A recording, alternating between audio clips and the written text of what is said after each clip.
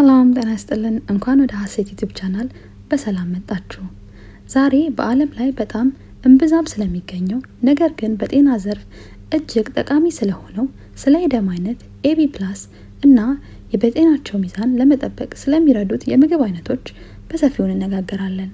በቅድሚያ ግን ሰብስክራይብ፣ ላይክ፣ ሼር እያደረጋችሁ ቤተሰብ ሁኑ። AB+ የA እና የB የደም አይነቶች ድብልቅ ባህሪ ያለው በመሆኑ ሁለገብ ወይም the hybrid ተብሎ ይገለጻል። ይህም ደግሞ በአመጋገቡ ረገድ ልዩ ያደርገዋል። የደም አይነት AB+ የሚፈጠረው የA እና B የደም አይነቶች ባህሪያት ሲደባለቁ ነው።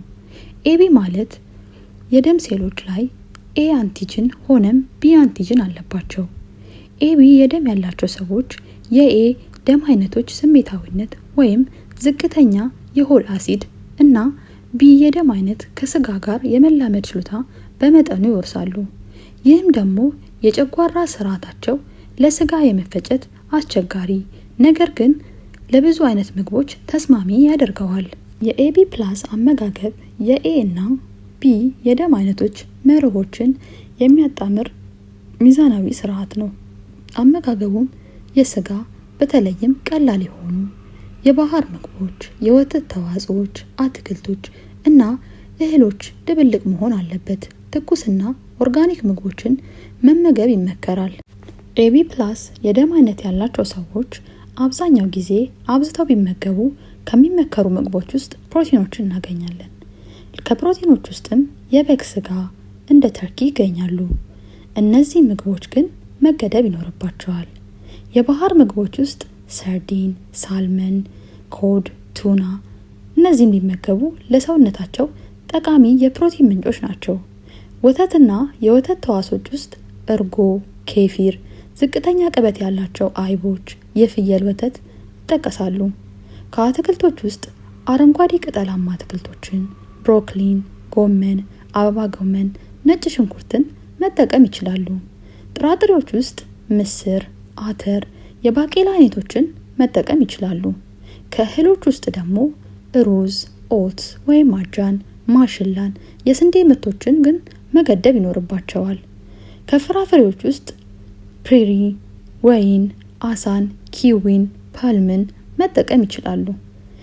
ለመጨረሻ ላይ ከዘይት ውጤቶች ውስጥ የወይራ ዘይትን አብዝተው መጠቀም ይኖርባቸዋል። AB+ የደም አይነት ያላቸው ሰዎች መጠቀም ወይም ማስወገድ ያለባቸው የምግብ ዝርዝሮች ውስጥ ስጋን እናገኛለን።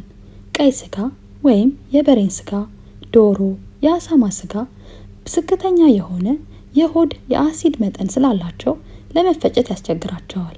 ከእህሎች ውስጥ በቆሎ፣ የሩዝ አይነቶችን፣ ከጥራጥሬዎች ውስጥም የኩላሊት ባቄላ ወይም ኪድኒ ቢንስ፣ ሊማ ባቄላን ባይጠቀሙ ይመከራል። ዘይቶች ውስጥ ሰሊጥ ወይም የሱፍ ዘይቶችንም መጠቀም አይኖርባቸውም።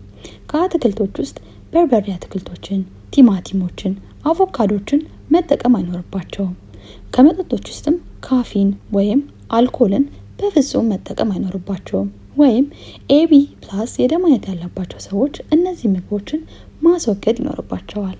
የደም አይነት AB+ ልዩና እጅግ ጠቃሚ የደም አይነት ሲሆን በአመጋገብ ረገድ ደግሞ ሁለገብነትን የሚጠይቅ ነው። ጤናማ የአኗኗር ዘይቤ ለመምራት የAB+ ደም ያላቸው ሰዎች የA የአትክልትን ተኮር ከቢ ደግሞ የስጋና የወተት ተዋጽኦችን በመለካት መጠቀም ይኖርባቸዋል።